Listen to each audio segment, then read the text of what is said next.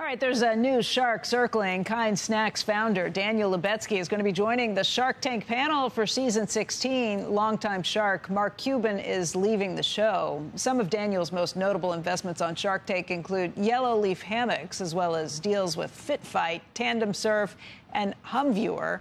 And he can tell us about what all of these are. Joining us right now is Daniel Lubetzky himself. Of course, he's the Kind Snacks founder and Camino Partners founder.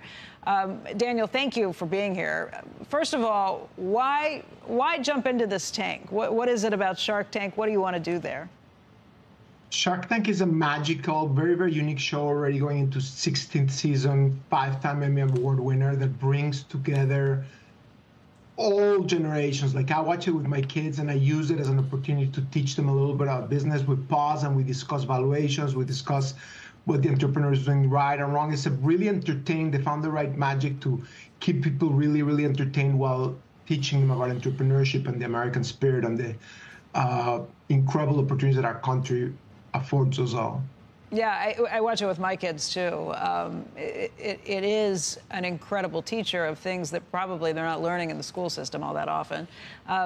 You're so well known for Kind because you took a company from 0 to $5 billion, and you did it with just an investment of $5 million. How did you do it? What did you learn along the way that you can bring to Shark Tank?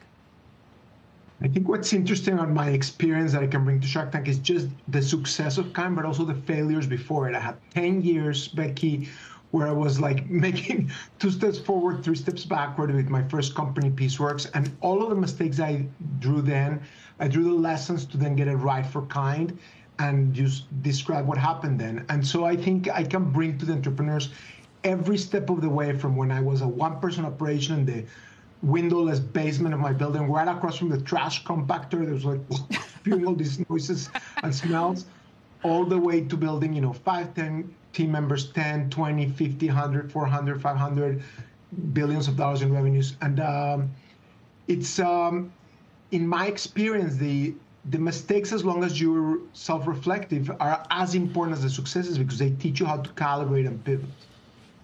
Yeah, a lot of the pitches that come are from people who are at just that point. Maybe they're 3 people, maybe they're 5 people.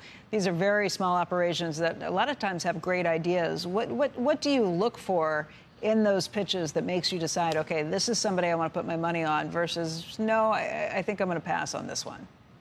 I call it the 3 its. First, I used to, when I started investing, just looking for grit, because I want them to be fighting, but that's what I used to have in the Peaceworks years, but I didn't have any of the wit. So I would just try to go through the walls, but there was a window or a door right next to it that if you were creative, you'd be able to get through. So you need to have the creativity to level the playing field by really, really outwitting your competitors and the large giants. And so you need the grit, the wit, and then there has to be a fit. Like the marketplace has to want the product. Somebody needs to really appreciate your unique selling proposition. And if that exists, then that's kind of what I'm looking for. What kind of trends are you seeing right now that you think are hot, that are investing trends that you want to be on top of?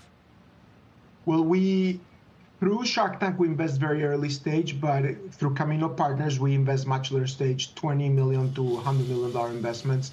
And we're doing a lot in the restaurant space. I've been here before to talk about Cava. We're very early investors there. I think we're just at the very beginning of that journey. That's an extraordinary CEO and brand and journey. So we do a lot of restaurant. I think people are still coveting health and wellness like the same way that we did with Kind, where we're giving people something that's healthy, but also tasty, wholesome, and convenient. I think there's still an untapped potential to deliver solutions in the restaurant and CPG space there. And then in AI and technology, the disruption that I'm witnessing is greater than anything in my lifetime. And I think a lot of us also in society are very shaken up. This is called the builders movement because we're really fed up with all the people creating troubles and rather than coming up with solutions and all the forces contributing to toxic polarization. We're trying really, really hard to elevate problem solvers. You talked about in schools, but also in our corporations, to bring a builder's mindset with creativity, curiosity, compassion, and courage to actually learn and teach how to navigate differences and create value, build bridges, build jobs, build opportunities. That's great.